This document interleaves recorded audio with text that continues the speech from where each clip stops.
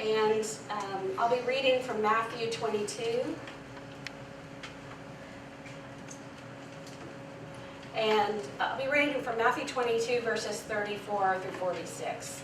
But I'm going to read from a little different Bible. It's called The Message. Anybody heard of The Message? Couple. It's kind of a rewritten of the Bible to a very plain, understandable version. So it's just a different version of the Bible. And it's very, like I said, very plain text and very easy to understand. So I'll be reading from Matthew, so if you have your Bible and you just want to look at that, that's good too. It's the most important commandment. When the Pharisees heard how he had bested the Sadducees, they gathered their forces for an assault. One of their religious scholars spoke for them, posing a question they hoped would show him up. Teacher, which commandment in God's law is the most important? Well, Jesus said, love the Lord your God with all your passion and prayer and intelligence. This is the most important, the first on any list. But there is a second to set alongside it.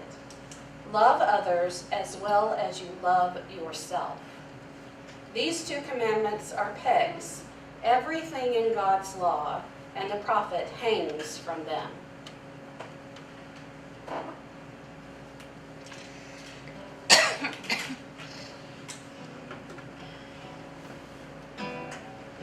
There's nothing you do that can't be done. Nothing you can sing that can't be sung. Nothing you can say, but you can learn to play the game. It's easy. There's nothing you can make that can't be made. Nothing you can say that can't be saved. Nothing you do, but you can learn to be you in time. It's easy. All you need is love. All you need is love. All you need is love. Love. Love is all you need. There's nothing you can know that isn't known. Nothing you can see that isn't shown. There's no you can be that isn't where you're meant to be. It's easy. All you need is love. All you need is love. All you need is love. Love. Love is all you need. Love is all you need. Love is all you need.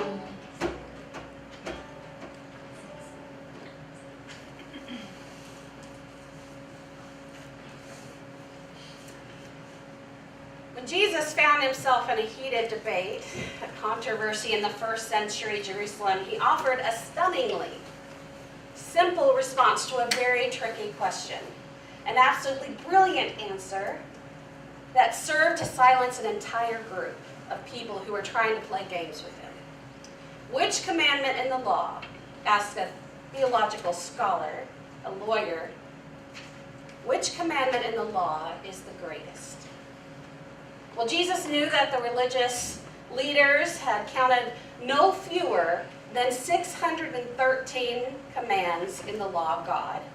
248 of those were positive commands, like to the number of parts of the body, and 365 of the commands were negative, corresponding to the days of the year. So which out of all of these commands could possibly be the greatest? They thought they had him stumped. But he knew that he would be stomping on a theological landmine. So he elevated to one command above any other, or if he declared that one category, such as moral law, was more important than another category like ceremonial law, he knew that they would just make a big deal out of it. So what did Jesus say? What did he say was the most important? Love your God. Love. Yeah, love your God. Love. You shall love the Lord your God with all your heart, with all your soul, and with all your mind. He reminded them, quoting a line from Deuteronomy, "This is the greatest and first commandment, and the second is like it. You shall love your neighbor as yourself." On these two commandments hang all the law and the prophets. Love is the key for Jesus. It's the key for interpreting everything that God has revealed to us, not only in the law, but in the prophets. Instead of resentment and hatred, Jesus offers us love. Love is all we need. I don't know if I'm probably using, we did the Beatles, and I know I'm going to bring up something that's probably a little older too, because I'm old. But every Saturday night, my grandfather would take all of us out to eat when we lived in the States. I'm a military child, so we lived all over the world. And so when we were in the United States, my grandfather would take us out to eat on a Saturday. And I'd always say, we got to get back by 7. Got to get back by 7 because Love Boat's on. Got to see Love Boat. Anybody remember Love Boat, or is it just me? Love, exciting, and new. It was a great show. But Love Boat was my favorite movie, or TV show. And so I had to get back by 7. And then what came on right after Love Boat? Anybody remember? There you go. The plane. It was great. I loved Love Boat because everything that happened, all these people would come on the boat and all these relationships would be fragmented, and I can't talk to my father, I don't like this person, or I just came on my newlywed, but I'm fighting all the time. And then by the end of the show, what happened? They're all in love. They're all in love. It was just beautiful. In 1 hour, the whole crew could just make them all in love again. It was great. And I thought, boy, that's how life works. I was a teenager. I thought, oh, that's it. In 1 hour, I can straighten everybody's love life up. I can do it all. Because look at what they do on a television show. But it never quite happened like that. Love doesn't work that way. It's much harder.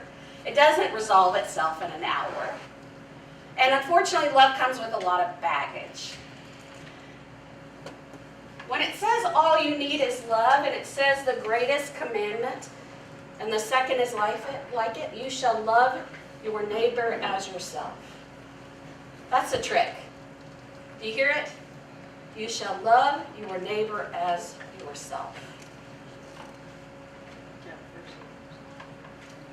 Can you love yourself?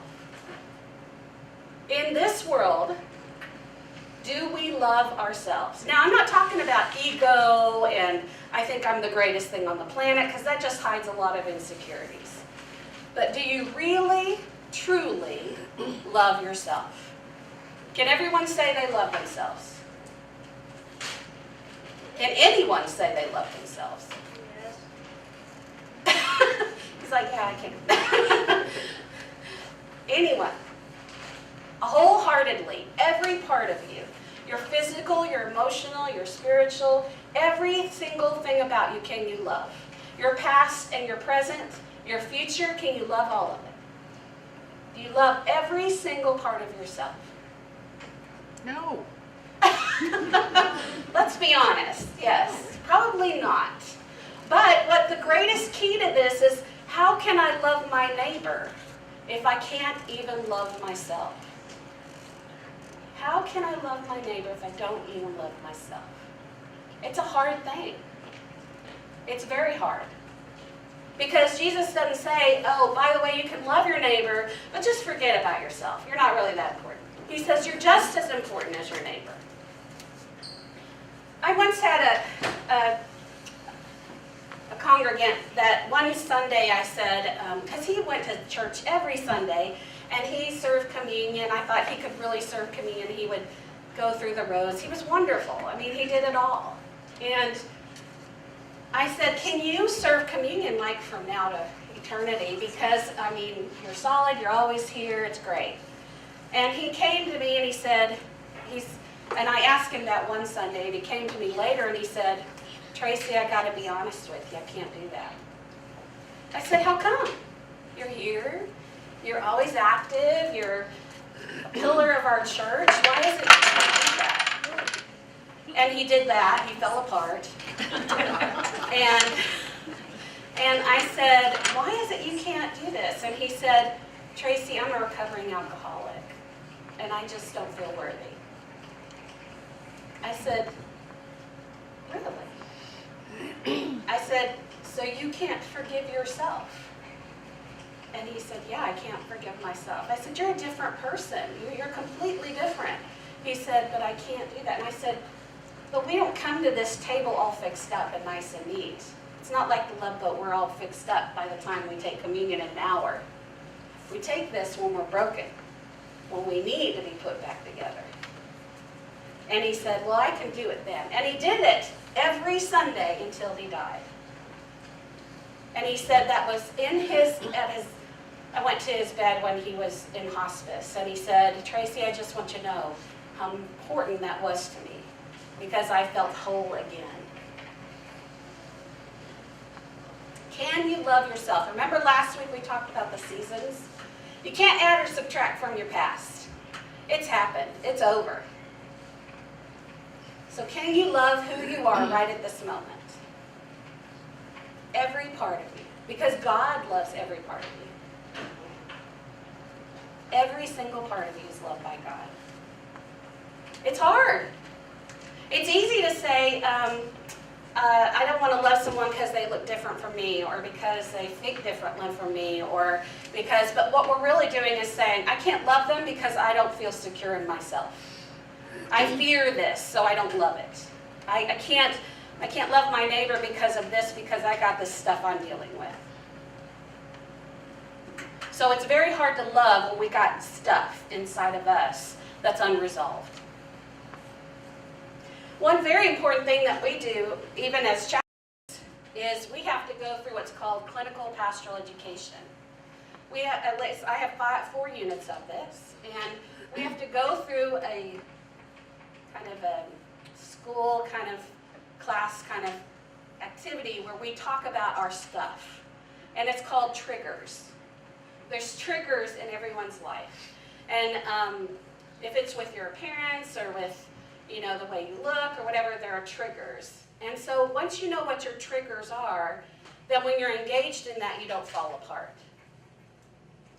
So I know what my triggers are. So when I go into a room with a hospital and I'm with a family or something, and if my trigger is, I don't know, my father, then when I go in, I know that I have to be present and forget that trigger, know that that's there, but go beyond it.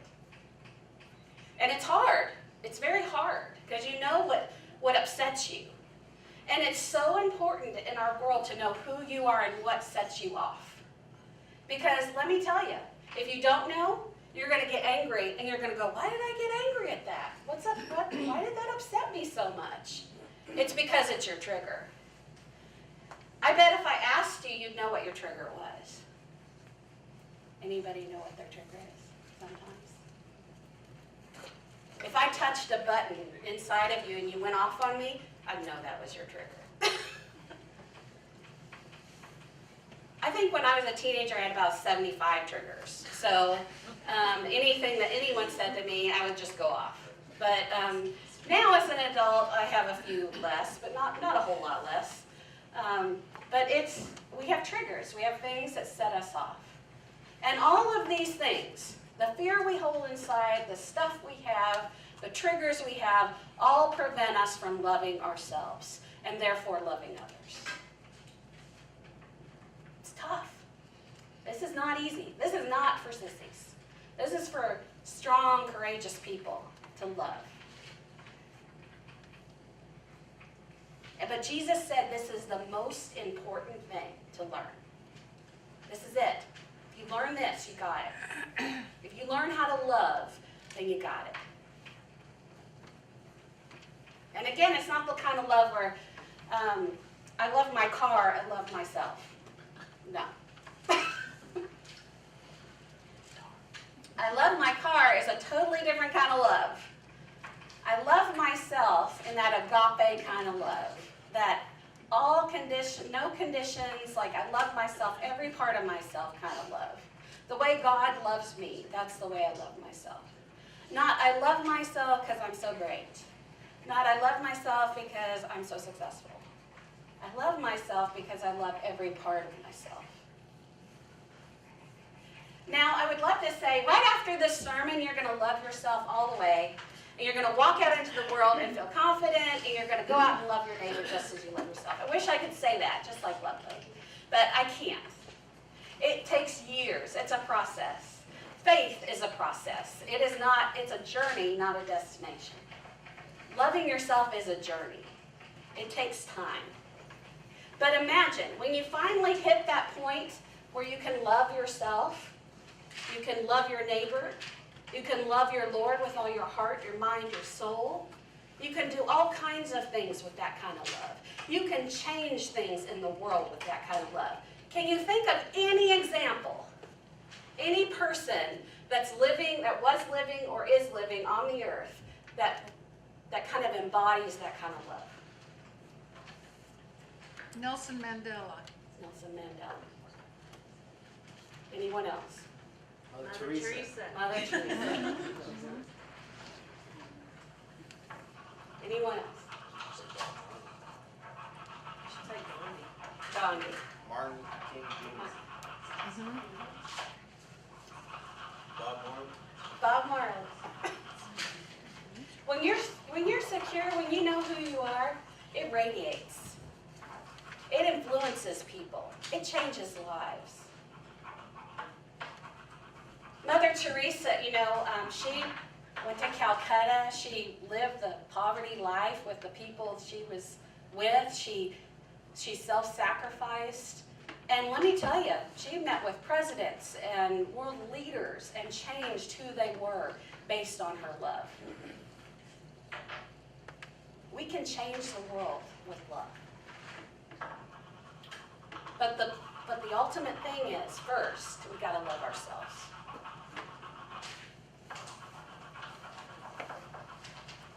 And I'm sure Mother Teresa and Gandhi and all of those people loved who they were and were accepting of who they were. That's okay. I like it. It's kind of like a jazz thing going on back there. So think of these examples, and I bet there's examples closer to home. I mean, they don't have to be bigger than life.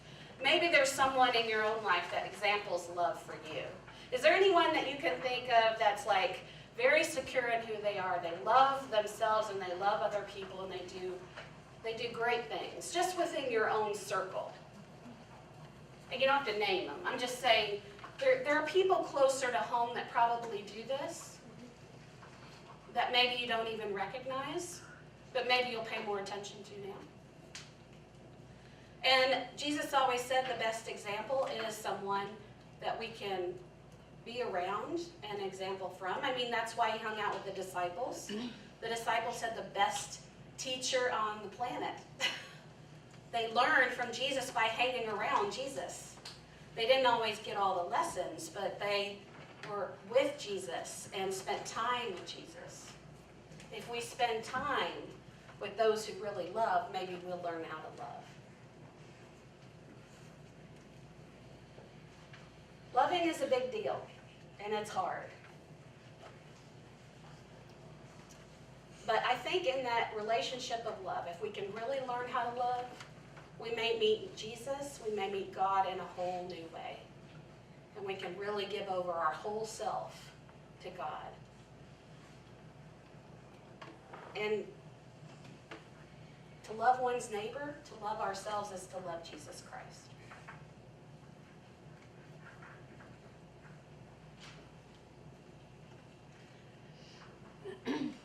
I think there's there's a significant thing that happens, and I don't have children myself, but I imagine when you're a parent, that love comes to a whole transcendent level. Am I right? I don't know. I don't. When you have children, that's the kind of love that, I mean, your child could probably do anything and you would still love them. Is that right? Parents are looking That's at what me was like, going I don't through my know. head when you were asking for people, was a mother's love. Yeah. That's the greatest. I mean, that's the kind of love that I'm talking about. When you love your child, they can do no wrong. I mean, it's not to say that they're not, we can't, make mistakes. But that kind of love is the love you should have for yourself and have for God. And he's really, I mean, it's really hit him hard. You know how much he loves his dad. Yeah, right.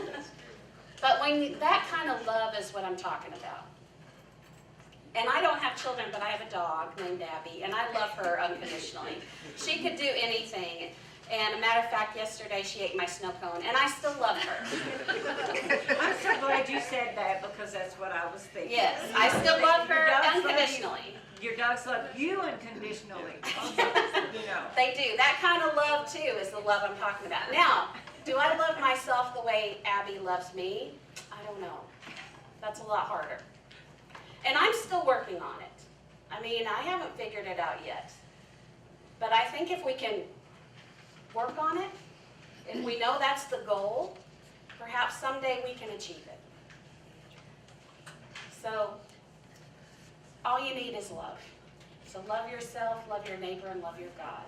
And that's what's asked of us. So be it.